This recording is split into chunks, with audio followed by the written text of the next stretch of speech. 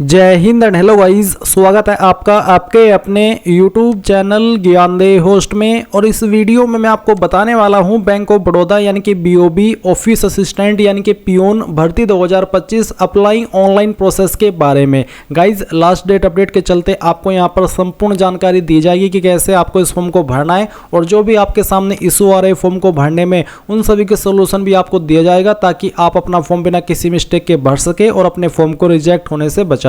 तो इसलिए आपको वीडियो को पूरा देखना है और स्किप तो बिल्कुल भी नहीं करना है। अगर आप स्किप करेंगे और देखेंगे कि चलो यार थोड़ा थोड़ा काट के मैं देख लूँ कहाँ पर क्या जानकारी भरनी है, तो ऐसे में आप कोई ना कोई महत्वपूर्ण पॉइंट मिस कर जाएंगे और ऐसे में फिर आपका फॉर्म रिजेक्ट हो जाएगा। इसलिए वीडियो को पूरा देखना है। अब चलिए शुरू करते हैं। अगर आपने अभी तक वीडियो को लाइक शेयर न किया हो तो कर देना, और चैनल को सब्सक्राइब करके बेल आइकन ऑन कर लेना। मैं आपको पहले तो याद दिला दूं कि इसको भरने की लास्ट डेट आपकी 23 मई 2025 है। तो आपके पास ऑलमोस्ट एक ही दिन है इस फॉर्म को भरने के लिए, तो जितना जल्दी हो सके फॉर्म को भर लेना है अगर आपने अभी तक नहीं भरा है। और गाइज, इसमें जो आप अपनी एप्लीकेशन फीस जमा कर पाएंगे उसके लिए भी आपके पास 23 मई 2025 तक का ही समय है। इसके अलावा फिर यहाँ पर अगर आप अपने फॉर्म को प्रिंट नहीं कर पाते तो आप अपना प्रिंट 7 जून 2025 तक ले सकते हैं, यानी कि प्रिंट लेने में आपके पास काफ़ी समय है।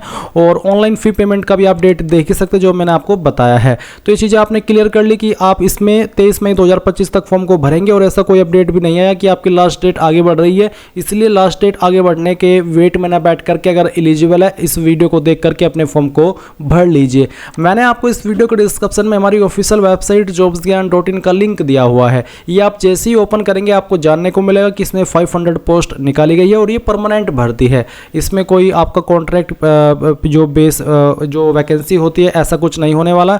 परमानेंट आप इसमें अगर एक बार सेलेक्ट हो गए तो फिर जॉब करेंगे।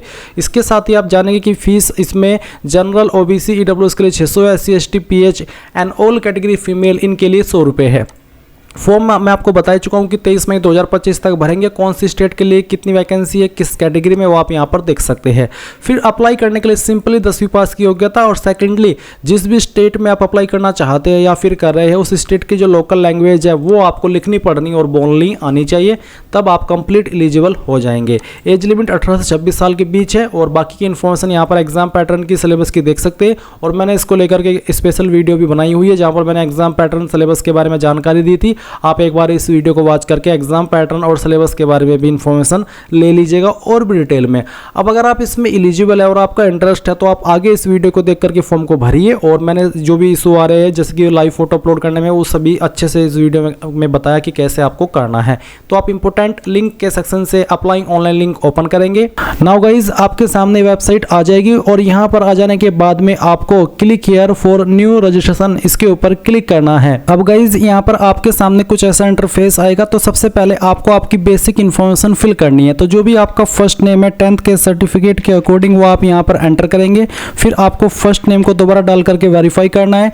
उसके बाद में आप यहाँ पर आपका मिडिल नेम डालेंगे। मिडिल नेम नहीं है तो आप खाली छोड़ दीजिएगा। फिर जो भी आपका लास्ट नेम है वो लास्ट नेम आप यहाँ पर एंटर करेंगे और लास्ट नेम को दोबारा डाल करके वेरीफाई कर देंगे। फिर आप आपका मोबाइल नंबर डालेंगे जो कि आप रजिस्टर करना चाहते हैं, और इस नंबर को दोबारा डाल करके वेरीफाई कर देंगे। फिर इसके बाद अगर आप कोई अल्टरनेटिव नंबर देना चाहते हैं वो आप यहाँ पर अल्टरनेटिव नंबर के अंदर दे सकते हैं, और आप चाहे तो इस ऑप्शन को खाली भी छोड़ सकते हैं। फिर आपको ईमेल आईडी में आपकी ईमेल में @ से पहले जो भी आता है वो यहाँ पर टाइप करना है। उसके बाद में डोमेन नेम के ऊपर क्लिक करके सिलेक्ट करना है कि किस डोमेन पर है। जैसे कि मेरी ईमेल gmail.com पर है तो मैं यहाँ से सिलेक्ट कर लेता हूँ। इसके बाद गाइज, आप यहाँ पर आपकी ईमेल आईडी डालेंगे, यानी कि इसको दोबारा डाल करके आपको यहाँ पर कंफर्म करना है। और अब यहाँ पर आपको कोई डोमेन नेम सेलेक्ट करने की आवश्यकता नहीं है, पूरी ईमेल आईडी आप यहाँ पर डाल देंगे। एंड देन आप ये सिक्योरिटी कोड फिल करेंगे, सभी जानकारी चेक करेंगे, क्योंकि बाद में आपको इनमें से कोई भी जानकारी एडिट करने का मौका नहीं मिलेगा, और इसलिए अच्छे से आपको वेरीफाई करते हुए आपको सेव एंड नेक्स्ट के ऊपर क्लिक करना है। अब गाइज, आप यहाँ पर डिस्प्ले के ऊपर देखेंगे कि आपका जो रजिस्ट्रेशन है वो हो चुका है, और आपको रजिस्ट्रेशन नंबर एंड पासवर्ड की जानकारी डिस्प्ले के ऊपर दिखाई जाएगी। इसके अलावा आपको ईमेल और मैसेज के माध्यम से भी सेंड कर दी गई है। तो आप यहाँ से स्क्रीनशॉट ले लीजिएगा ताकि आपके पास ये जानकारी सेव रहे। है। अब यहाँ पर आने के बाद में आपको इसमें फोटोग्राफ और सिग्नेचर अपलोड करना है। उसकी जो गाइडलाइंस है वो आप यहाँ पर देख लीजिए। ये आपको किस तरीके से अपना फोटो बनाना है, उसका साइज क्या रखना है। साइज बेसिकली 20 से 50 के बी और डायमेंशन जो आपको प्रीफेयर किया है वो है आपका 200 इंटू 230 पिक्सल। इसके अलावा सिग्नेचर का आप यहाँ पर देख सकते हैं साइज 10 से 20 के बी। फिर आप यहाँ पर इसमें जो बाकी इंस्ट्रक्शन है वो भी चेक कर लीजिएगा। अब यहाँ पर आप जहाँ से फॉर्म भर रहे हैं इस वेबसाइट के ऊपर आएंगे और अपना जो फोटो है वो अपलोड करेंगे। इसमें बेसिकली आपको बोला है कि photo should be clearly visible in the, ये जो बॉक्स है इसके बॉक्स के अंदर आपको अच्छे से शो होना चाहिए। तो आप चूज फाइल के ऊपर क्लिक कीजिए और जहाँ पर भी आपकी फोटो फाइल है वो आपको सिलेक्ट कर लेनी है। तो चलिए मैं आपको यहाँ पर अपनी एक फाइल डेमो के लिए अपलोड करके दिखाता हूँ। ये फाइल सिलेक्ट करता हूँ, ओपन करता हूँ, इस तरह से आपकी फाइल यहाँ पर आ जाएगी। इसके बाद आप यहाँ पर देखेंगे capture photo using web camera, यानी कि आपको एक लाइव फोटो भी यहाँ पर इसमें कैप्चर करना है। अगर आप मोबाइल से इसको फॉर्म को भर रहे हैं तो आप यहाँ पर ये कोड को स्कैन करके मोबाइल से भी अपना फोटो ले सकते हैं। तो आप कैप्चर फोटो इसके ऊपर क्लिक कीजिए और अपना फोटो कैप्चर कर लीजिए। फोटो कैप्चर हो जाने के बाद में आपका फोटो यहाँ पर कैप्चर हुआ इस तरह से आएगा। आप इसके नीचे टिक कर दीजिएगा और फिर आपको यहाँ पर जो आपका सिग्नेचर है वो भी अपलोड करना है। जैसे कि मैंने आपको बताया था कि सिग्नेचर का साइज 10 से 20 के बी के बीच में रहना चाहिए। तो आप यहाँ पर साइन फाइल सेलेक्ट करेंगे। इसके बाद में आप यहाँ पर इसके ऊपर टिक करेंगे और नेक्स्ट के ऊपर क्लिक कर देंगे। नेक्स्ट के ऊपर क्लिक करने के बाद यहाँ पर आपके सामने क्वालिफिकेशन, एक्सपीरियंस एंड लैंग्वेजेस की जानकारी आएगी, बट उसके पहले आपको यहाँ पर आपकी ये बेसिक डिटेल्स देनी है। तो vacancies of state UT you are applying for, कौन सी स्टेट के लिए आप अप्लाई कर रहे हैं वो स्टेट आपको यहाँ पर सेलेक्ट कर लेनी है।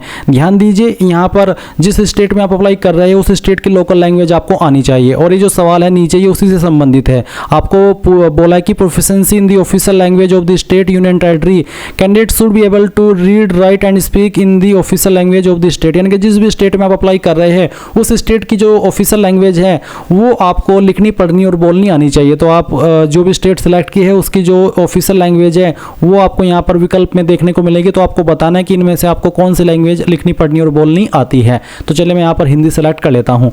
अब आती है कैटेगरी। तो जो भी आपकी कास्ट कैटेगरी है जैसे कि general, EWS, OBC, SC, ST जो भी है वही आप यहाँ पर टिक कर दीजिएगा। फिर यहाँ पर है कि क्या आप विकलांग है और आपकी विकलांगता 40% या उससे ज़्यादा है। अगर आप ऐसे कैंडिडेट है तो यस करिए, नहीं तो आपको नो करना है। जो कैंडिडेट विकलांग है और इसमें यस करेंगे तो फिर उनको बाकी के सवालों का आंसर करना है। एक और सवाल विकलांगता से जुड़ा हुआ है जो कि are you a person with specified disability covered. Basically ये जो RPWD एक्ट है इसके अकॉर्डिंग अगर आप लिखने में असमर्थ हैं, आपको स्क्राइब चाहिए, आप ऐसे कैंडिडेट हैं तो आप इसमें यस करेंगे। अगर आप ऊपर वाले की दया से, प्रभु की दया से आप बिल्कुल ठीक है तो आप इसमें नो कर दीजिएगा। फिर नीचे आएंगे, आपसे आपका रिलीजन पूछे तो जो भी आपका रिलीजन है वो आप सिलेक्ट कर लेंगे। फिर पूछे कि क्या आप रिलीजियस माइनॉरिटी कम्युनिटी से बिलोंग करते हैं। अगर हाँ तो यस, नहीं तो आप नो करेंगे। क्या आप एक्स सर्विसमैन है, अगर आप है तो यस करिएगा, नहीं तो आपको नो करना होगा। फिर आपसे पूछे कि क्या आप एक डिसेबल्ड एक्स सर्विसमैन है, अगर आप है तो यस, नहीं तो आपको नो करना है। इसके बाद में आप यहाँ पर देखेंगे नीचे एक सवाल है जो कि आंसर करना है कि are you a dependent of serviceman in killed in action, यानी कि आप एक DXS कैंडिडेट है। अगर हाँ तो यस, नहीं तो आपको नो करना है। अगर आप बिल्कुल फ्रेशर है, बिल्कुल ठीक है तो आप इसमें नो कर दीजिएगा। फिर एक और सवाल है कि are you seeking relaxation under widow, divorced women legally separated from their husband, यानी कि क्या आप एक ऐसे कैंडिडेट है जो कि डाइवोर्स्ड है और उसको जो छूट मिलती है इनके तहत में, क्या आप उस छूट को चाहते हैं। अगर आप ऐसे कैंडिडेट है तो आप यस करिएगा, नहीं तो आपको नो कर देना है। नेशनलिटी के अंदर आप यहाँ पर इंडियन सेलेक्ट कर लेंगे। सेंटर ऑफ एग्जामिनेशन के अंदर आपको यहाँ पर बताना है कि आप इनमें से किस लोकेशन में अपना एग्जाम सेंटर रखना चाहते हैं। तो यहाँ पर आपकी चॉइस के अकॉर्डिंग सेलेक्ट कर लीजिएगा। फिर kindly indicate medium of paper in examination, किस लैंग्वेज के अंदर आप अपना पेपर देना चाहते हैं, English and Hindi, English and Urdu. तो जो भी लैंग्वेज आप यहाँ पर सेलेक्ट कर लेंगे फिर इसी लैंग्वेज में आपको आपका पेपर देना होगा, इसलिए अच्छे से सोच समझ कर ही यहाँ पर ये लैंग्वेज सेलेक्ट करना।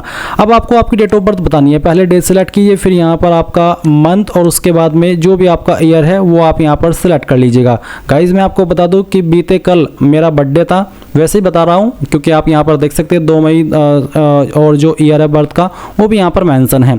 इसके बाद गाइज आप यहाँ पर देखेंगे जेंडर, तो जो भी आपका जेंडर है वो आप सेलेक्ट कर लीजिएगा। फिर आपसे पूछेगी क्या आप जुड़वा जुड़वा भाई बहन है। अगर आप जुड़वा भाई बहन है तो यस, नहीं तो आप नो कर दीजिए। अगर आप है तो यस करने के बाद में आपको आपके जुड़वा का नाम भी बताना होगा और उसका जेंडर भी बताना होगा। फिर मैरिटल स्टेटस, जो भी आपका स्टेटस है वो आप यहाँ पर सिलेक्ट कर लीजिएगा। इसके बाद गाइज यहाँ पर जो भी आपका फादर नेम है वो भी आपको 10th के सर्टिफिकेट के अकॉर्डिंग यहाँ पर एंटर करना है। एंड देन जो आपकी माता जी है उसका नाम आप यहाँ पर डालेंगे। फिर आता है एड्रेस फॉर कोरेस्पोंडेंस, यानी कि जो आपका प्रेजेंट एड्रेस है वो आपको यहाँ पर फिल करना है। आप लाइन 1, 2, 3 के अंदर अपना एड्रेस भरिएगा और कोई भी स्पेशल कैरेक्टर यानी कि कॉमा स्लैश का इस्तेमाल नहीं करना, क्योंकि अगर आप ऐसा करेंगे तो एरर आता रहेगा। तो आप यहाँ पर अपना एड्रेस डालिए। फिर उसके बाद में जो आपकी डिस्ट्रिक्ट है वो डिस्ट्रिक्ट आपको यहाँ पर एंटर कर देनी है। ये एंटर करने के बाद में आप यहाँ पर आपकी स्टेट सेलेक्ट कर लेंगे और फिर जो भी आपका पिन कोड है वो आपको यहाँ पर डाल देना है।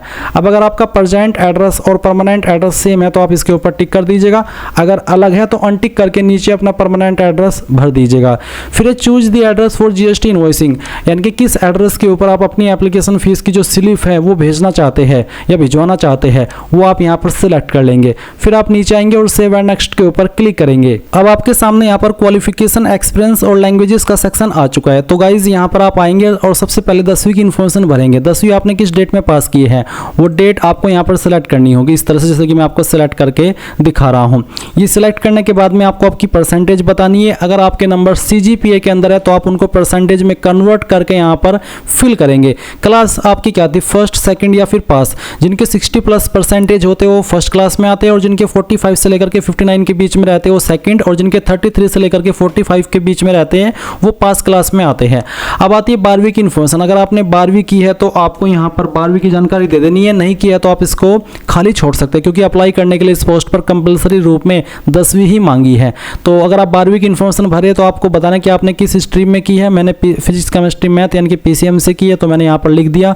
और आप यहाँ पर स्ट्रीम में चाहे तो साइंस, आर्ट्स, कॉमर्स इस तरह से भी भर सकते हैं। फिर आपको बताने कि कब आपने क्वालिफिकेशन आपकी पास कर ली थी वो आपको यहाँ पर इस तरह से सिलेक्ट कर लेना है। फिर उसके बाद में आपकी परसेंटेज एंड देन आपकी क्लास क्या आती है वो आप सिलेक्ट कर लीजिएगा। अगर आपने ग्रेजुएशन की है तो उसकी जानकारी भी सेम तरीके से भर सकते हैं, जहाँ पर आपको डिग्री के अंदर आपको आपकी क्वालिफिकेशन मेंशन करनी है, जैसे कि BA, BSc, BCom जो भी है। फिर किस यूनिवर्सिटी से की है उसका नाम देंगे, डेट ऑफ पासिंग, आपकी परसेंटेज और आपकी क्लास।